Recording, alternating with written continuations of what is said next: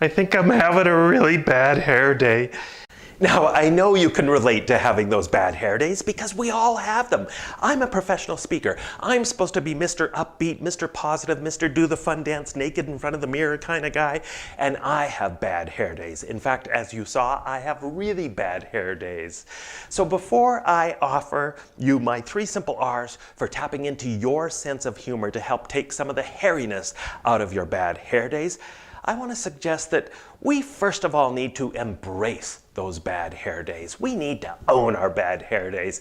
We need to accept the fact that it is totally normal to have a bad hair day. I think it's called being human. It's not a question of if you're going to have a bad hair day. It is when is the next time you're going to have a bad hair day, especially right now with all the craziness going on in the world right now. Of course we're going to have bad hair days. If you never have a bad hair day, I'm pretty sure science wants to look inside your head and see what's going on in your brain because it isn't normal.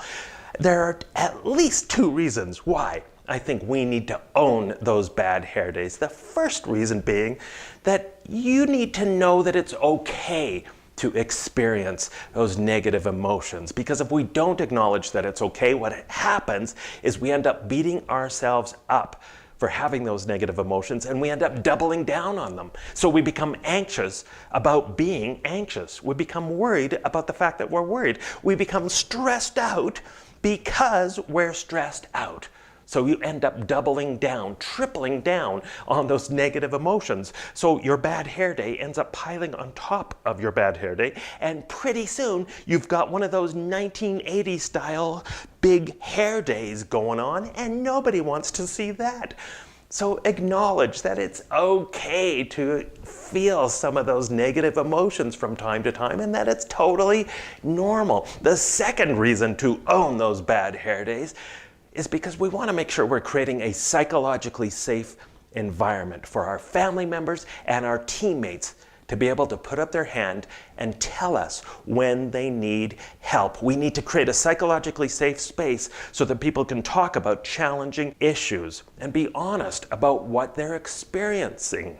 I just came across this frightening statistic that suggests that 82% of employees, 82%, have suggested that at one time or another they have faked being happy at work. Well, that's not doing anyone any service, least of all yourself. So own those bad hair days. Don't beat yourself up for having them. Know that it's normal.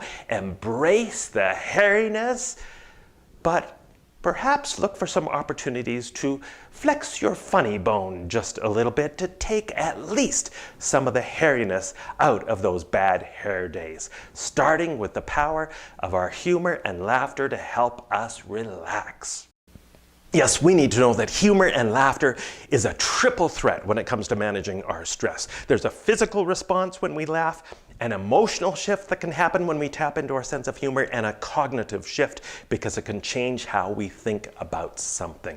Physically, we know it's good for us to laugh. When was the last time you had a good hearty belly laugh and said, "Oh my God, call 911, I feel horrible"? No, of course not. We know it feels good to have a good laugh, one of those awesome belly laughs. It massages your muscles where you pick up a lot of tension. It increases oxygen going to the brain, and oxygen going to the brain, highly recommended. It increases salivary immunoglobulin A, which helps fight respiratory infections. According to a Simon Fraser University study, laughter works faster to relax our bodies than either Valium or vodka. And according to Dr. William Fry, 20 or 30 seconds of good hearty belly laughter is the same physical workout as 2 minutes on a rowing machine. So now you know what I do now that I know this. When my gym is open, I go down to my gym and I just laugh at the people working out. And the great news on that front is that even fake laughter has some of those same benefits. So the next time you're stressed out, just fake it till you make it. Just start laughing. Grab somebody, go into the nearest broom closet and say, "Quick, make me laugh." So physically we know it's good for us. And we know it's good in terms of breaking the tension when we're getting stressed out. You have so many stories of this. I know you do. When you think back throughout your life of times when humor came to the rescue. I remember being on the worst flight of my life where the turbulence was so bad people were throwing up on the plane. So the poor flight attendant came out when the turbulence settled out to clean up the vomit. Not a fun day at the old office. She did something though so remarkably simple to break the tension on that plane. She put down her little barf rag. She leapt up in the middle of that small plane and yelled out as loud as she could, "God, I love my job!" And for a brief moment, we all thought, she snapped. But then everybody started to smile and then laugh. And everybody on that small plane started to kill themselves laughing because it was just so goofy, and our stress just kind of dissipated. So humor is like a safety release valve on our emotions sometimes. And it really can be that simple. It is so simple to tap into your sense of humor in ways like that. Getting up and doing the fun dance for 1 minute, calling a fun dance party, phoning up someone and saying, "Hey, it's me. Sorry, I'm too busy to talk right now. Bye." Starting a humor file. There's a really simple thing you could do, especially right now when you need to be extra intentional about finding the funny in the world. Start a humor file where you collect some of the just funny, crazy stuff that you see, and especially collect the funny, accidentally humorous stuff you find. And by accidentally funny, I mean the stuff that isn't supposed to be funny until you kind of pause and tilt your head like a quizzical golden retriever. According to studies, this is the fastest way to grow your sense of humor. Looking for that accidentally funny stuff. Like the time when I was a senior manager and somebody phoned me up doing a survey and they asked me this question, "Mr. Kerr, I need to know the number of people in your department broken down by sex." That went into my accidentally funny file because I was pretty sure I wasn't allowed to ask that question in the workplace. So look for this stuff. Newspaper headlines, signs. There's a restaurant and gas station near Hinton, Alberta. They have a huge sign, "Eat here and get gas." This stuff is everywhere. Church bulletin boards. Don't let worry kill you. Let the church help. So collect that accidentally funny humor that you find in the world. Look for opportunities to create rituals and traditions to tap into your sense of humor to help you, your family, and your teammates relax. There's no end of things that you can do. So many things that you could do. Even if you're meeting with your team virtually, you can start all sorts of wacky traditions. For example, one of my clients, they do third-person Thursdays. So every time they meet on Thursdays, whether it's in person or virtually, everybody refers to themselves in the third person. How could you not smile throughout that whole meeting? Because it's just so goofy. Create a humor first aid kit, stockpile it with some fun props that you can access when you're feeling stressed out. Fun, goofy things that you can play with, fun, goofy noisemakers, fun props that you can put on. These are great, even in your virtual meetings. Encourage people to have a meeting like this. How could you not have a little bit of fun and be just a little less stressed out, have just a little less of a hairy, bad hair day when you're wearing something like this? The second humor R stands for the power of rewarding each other in a fun, creative, humorous way. We know, especially now, people need encouragement now more than ever. So let's figure out some fun ways of rewarding people and recognizing people. Maybe it's a ha-ha award for whoever on your team keeps everyone laughing through this turbulent time. Or the Houdini award, which goes to whoever magically made a big problem disappear. Whatever happened to Joe? There's all sorts of fun awards that you could do like this. The I Got Your Back award to whoever best looks out for each other's personal and mental well-being. That's another one I just love. So come up with some fun, creative, positive rewards. But also, remember the power of humor to help pull you out of the dungeon when you're having a bad hair day. It's been shown with search and rescue dogs that are dealing with a huge disaster where all the dogs are doing are finding dead bodies, that the dogs will get so demoralized sometimes they'll quit working. They'll go sit down. They'll go, this job sucks. I don't want to find dead bodies. I want to find live people. So you know what they do? They figured out to reward the dog for their stress by burying a member of the search and rescue team in the avalanche or in the rubble so that the dog keeps finding a live person and feels good about their job and keeps doing their job. So call me crazy, but I'm thinking, hey, if it works with dogs, maybe it works with us humans, and it does. So figure out some ways you can creatively reward people in a fun way using your sense of humor to help them cope with some of their ongoing stressors that they may be experiencing now more than ever. So attach some fun awards. Again, all sorts of examples of this. Barney's Motel in Brandon, Manitoba. He rewarded people who were complaining about flies in his motel room during the summer. So he started what I'm pretty sure is Canada's very first fly bounty, 10 cents per fly, dead or alive, for every fly you bring to the front counter. People stopped complaining because he turned it into a fun reward.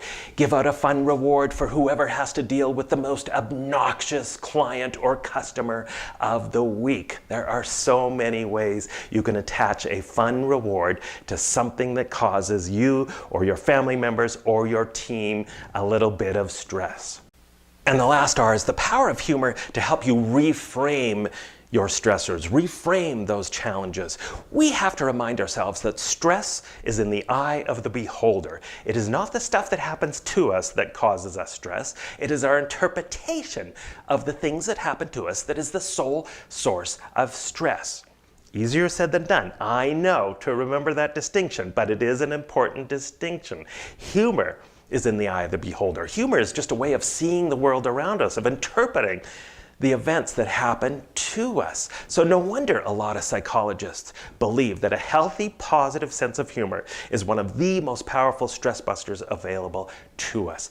Because in that moment, between a stressful event happening to us and our interpretation of it, we can take a little humor time out, hopefully, and we can reframe, reinterpret what is happening to find the funny in that moment and choose a more powerful response, choose a more positive emotion. We can make that choice.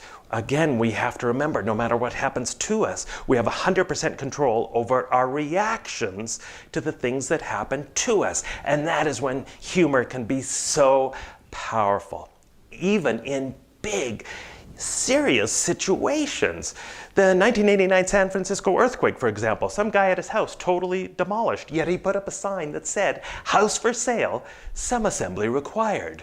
You see these examples everywhere of people using their sense of humor to deal even with really, really serious situations. And remember, there's a difference between laughing at a serious situation, at a tragedy, versus using our humor to help us cope with these difficult situations.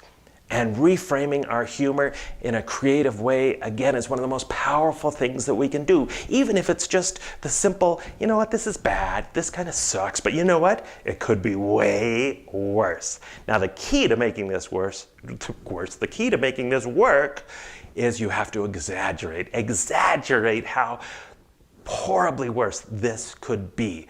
Humor doesn't make our problems disappear. We still have these challenges, but it helps us see things in a healthier, more realistic light. That's the power of humor.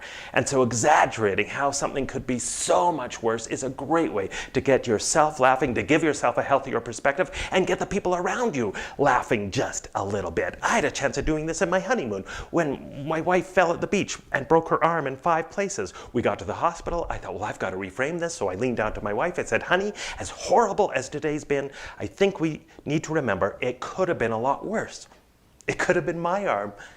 And then I remember she still had one good arm left, so I found a more positive way of reframing that in a fun way. So if you can just figure out something, it could be, hey, this could be way worse. It could be a simple mantra. It could be something you say like, Scotty, beam me up. I didn't order this today. When you trip and fall in front of a room full of people, hopefully you're not injured at all. And if you're not injured, you can leap up to your feet. And if you're not injured, you can brush yourself off. And instead of choosing to be embarrassed, choosing to be mad, you can choose to find the funny by saying, wow, a 9.2 from the Romanian judge. I'm going to the Olympics, baby. So use this difficult, turbulent time to practice flexing your funny bone. Actually turn this into a contest or a game with your family members or your teammates. The best thing about being in isolation is blank. Or you know you've been in isolation for too long when, and then have people come up with fun, creative answers. Create a fun top 10 list.